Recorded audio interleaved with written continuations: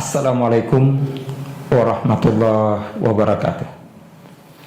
Alhamdulillah, wassalatu wassalamu ala rasulillah wa ala alihi wa sahbihi wa mawala, amma ba'd. Ikhwani rahimakumullah, mengawali pertemuan kita kali ini, saya akan menyampaikan sabda Rasulullah Sallallahu Alaihi Wasallam yang sesungguhnya sudah sangat populer, di mana beliau menyatakan, nikmatani makbunun fihima katsirun minan nas. Ada dua nikmat yang paling banyak dilalaikan oleh umat manusia, dan itulah yang kemudian menyebabkan orang-orang itu menjadi orang-orang yang merugi dalam kehidupannya. Dua nikmat yang dimaksudkan adalah as-sihha wal faragh. Nikmat sehat dan nikmat waktu luang. Pada kesempatan pertama ini, saya ingin fokus pembahasan kita terkait persoalan waktu. Ada sebuah riwayat yang menarik untuk kita cermati bersama, di mana dalam riwayat itu dijelaskan manusia itu terbagi pada 3 kelompok besar, di mana tidak ada satupun orang di dunia ini yang bisa terlepas dari salah satu di antara 3 kelompok itu. Yang pertama adalah orang-orang yang robihun, kelompok orang-orang yang beruntung. Dan kelompok yang kedua adalah orang-orang yang makbunun, orang-orang yang merugi. Dan kelompok yang ketiga adalah kelompok mal'unun, orang-orang yang celaka, orang yang dilaknat oleh Allah Subhanahu wa ta'ala. Secara naluriah, setiap orang pastilah berharap dan berkeinginan sangat agar dia masuk dalam kelompok yang pertama, orang-orang yang beruntung. Tidak akan ada orang di dunia ini yang ingin terjebak masuk dalam kelompok orang-orang yang merugi, apalagi orang-orang yang celaka. Namun realitas membuktikan kemudian bahwa ternyata tidak sedikit orang yang terperangkap kemudian masuk dalam kelompok kedua, bahkan ikut pada golongan yang ketiga. Karenanya, agar kita tidak ikut-ikutan masuk dalam 2 kelompok ini, kita mesti mengetahui bagaimana kriteria masing-masing kelompok yang ada, agar kiranya kita bisa mengupayakan masuk dalam kelompok yang pertama dan terhindar pada golongan yang kedua, apalagi kelompok yang ketiga. Dalam riwayat itu dijelaskan, orang-orang yang beruntung adalah orang-orang yang mangkana yaumuhu khairan min amsi. Orang yang perjalanan waktunya selalu lebih baik daripada waktu sebelumnya. Ya, manakala perjalanan waktunya dari hari ke hari, dari bulan ke bulan, dari tahun ke tahun, itu lebih baik daripada waktu yang lalu, itulah orang-orang yang beruntung. Sementara orang yang merugi adalah mangkana yaumuhu ka'amsihi. Orang yang perjalanan waktunya sama saja, tidak ada perubahan. Itulah orang-orang yang merugi. Ya, karenanya tidak benar bila ada ungkapan yang seringkali dilontarkan orang. Ya, apalagi kalau kita bertemu kawan lama, kerabat handetolan yang sudah lama tak jumpa. Biasanya begitu kita bertemu, yang ditanyakan pertama kali adalah bagaimana kabarnya. Orang seringkali spontan memberikan jawaban, alhamdulillah, pakai pujian pula kepada Allah. Saya masih seperti yang dulu. Dalam arti kata tidak ada perubahan. Ini sesungguhnya merupakan jawaban yang keliru, apalagi diawali dengan hamdalah, pujian kepada Allah. Sebab ini sesungguhnya adalah kelompok orang-orang yang merugi.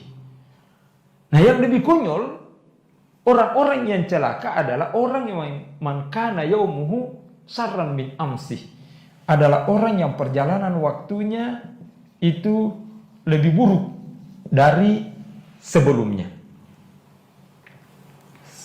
Sehingga karenanya, bila kita ingin masuk dalam kelompok orang yang beruntung, tidak ada pilihan.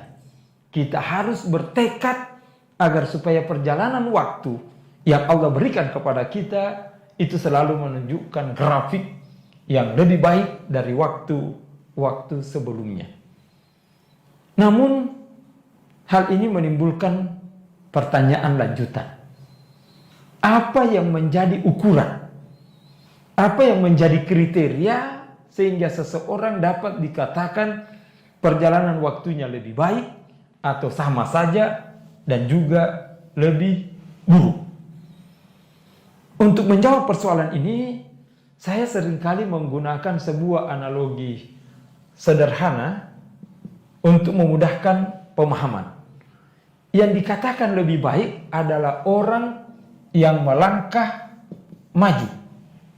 Sementara orang yang sama saja tidak ada perubahan, itu adalah orang yang stagnan, jalan di tempat. Dan orang yang lebih buruk, orang yang celaka adalah orang yang melangkah mundur. Analogi ini sudah mulai terbayang, namun masih juga utuh penjelasan lanjutan. Apa ukuran seseorang dikatakan maju, stagnan, dan mundur itu? Satu-satunya cara untuk menjawab persoalan ini adalah manakala jelasnya apa yang menjadi tujuan dalam hidup kita sesungguhnya. Ini yang mesti terjawab lebih dahulu. Sebab dari tujuan inilah kemudian kita bisa mengukur apakah kita melangkah maju atau stagnan atau malah mundur itu. Sebab kenapa? Kriteria maju adalah manakala gerakan yang kita lakukan semakin mendekat kepada tujuan. Jadi katakanlah kalau kita berangkat dari garis start, itu diibaratkan dengan kilometer 0 dan tujuan itu kilometer 100, maka seseorang dikatakan maju manakala dalam perjalanan waktunya dilakukan evaluasi, itu semakin dekat kepada tujuan. Terlepas dari bagaimana prosesnya. Meskipun dia merangkak, bahkan merayap, sampai kepada tingkat nyaris tidak terlihat ada perubahan. Tapi setelah dilakukan evaluasi, ternyata gerakan yang dia lakukan semakin dekat kepada tujuan, meskipun baru berada di kilometer 10, itu namanya sudah melangkah maju. Inilah orang yang lebih baik dan inilah orang yang beruntung.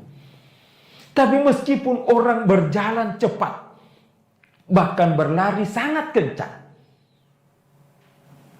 namun setelah dilakukan evaluasi ternyata dia mutar-mutar di kilometer 0, ini yang namanya stagnan. Orang yang sama saja tidak ada perubahan, tidak mengarah kepada apa yang menjadi tujuan hidupnya. Dan orang yang celaka adalah orang yang meskipun dia melompat tinggi, bahkan terbang sangat jauh, tapi karena arahnya tidak kepada tujuan, malah ke belakang, inilah yang dinamakan melangkah mundur. Inilah orang yang lebih buruk, inilah orang yang celaka.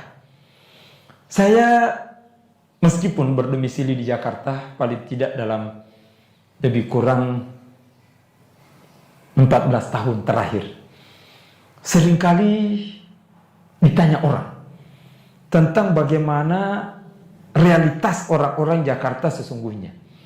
Sebab bagaimanapun juga untuk Indonesia, ukuran kemajuan itu tidak bisa disangkal Jakarta menjadi patokannya. Dalam arti kata, kalau sebuah daerah ingin dikatakan daerahnya maju, adalah manakala di daerah itu bisa mengupayakan menghadirkan apa-apa yang ada di Jakarta. Barulah kemudian daerah itu bisa dikatakan daerah maju. Ya sama juga dengan orang-orangnya. Orang daerah, kalau mau dikatakan dia orang yang maju, maka dia harus mengikuti pola hidup, gaya, cara pandang orang-orang yang ada di Jakarta. Nah, ketika saya kemudian ditanya dalam persoalan ini, saya malah seringkali menjawab bahwa terus terang,